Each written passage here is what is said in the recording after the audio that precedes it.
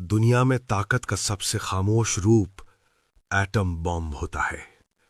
न दिखाने के लिए, न चलाने के लिए, बस ये याद दिलाने के लिए इंडिया कमजोर नहीं है।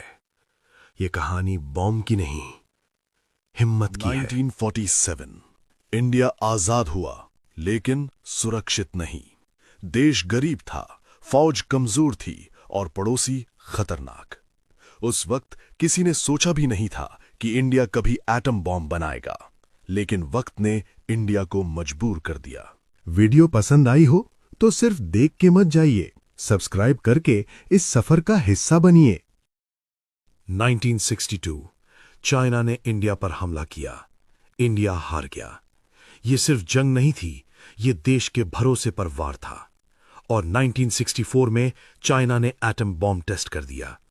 अब सवाल यह था, अगर कल न्यूक्लियर धमकी मिली तो इंडिया क्या करेगा?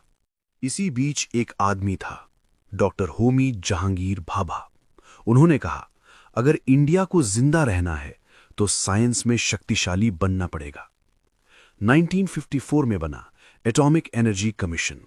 सब कुछ चुपचाप, बिल्कुल खामोशी में। अमेरिका, यूरोप सब जाते थे एटम बॉम्ब सिर्फ उनके पास रहे। 1970 में बना एनपीटी ट्रीटी। इंडिया ने सीधा जवाब दिया, हम अपनी सुरक्षा किसी और के हाथ में नहीं देंगे। इसके बाद फ्यूल बंद, टेक्नोलॉजी बंद, प्रेशर और ज्यादा। पर इंडिया रुका नहीं। 18 मई 1974 पोखरन, राजस्थान।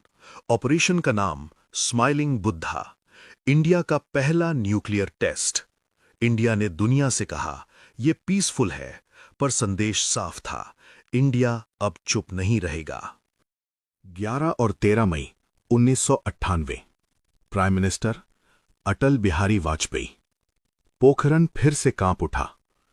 5 न्यूक्लियर टेस्ट्स और वाजपेयी जी के शब्द, India is now a nuclear weapon state.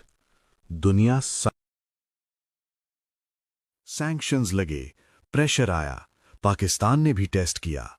लेकिन धीरे धीरे दुनिया ने माना, इंडिया जिम्मेदार न्यूक्लियर पावर है। इंडिया ने कहा, नो फर्स्ट यूज, सिर्फ अपनी रक्षा के लिए। एटम बॉम्ब का मतलब युद्ध नहीं, एटम बॉम्ब का मतलब है युद्ध न होने देना। आज कोई देश इंडिया को सीधा धमकी नहीं देता, क्योंकि इंडिया तैयार है। इंडिया ने एटम बम घमंड के लिए नहीं, अपनी मां की रक्षा के लिए बनाया। ये कहानी बॉम्ब की नहीं, भारत की है। वीडियो पसंद आई हो तो सिर्फ देख के मत जाइए, सब्सक्राइब करके इस सफर का हिस्सा बनिए।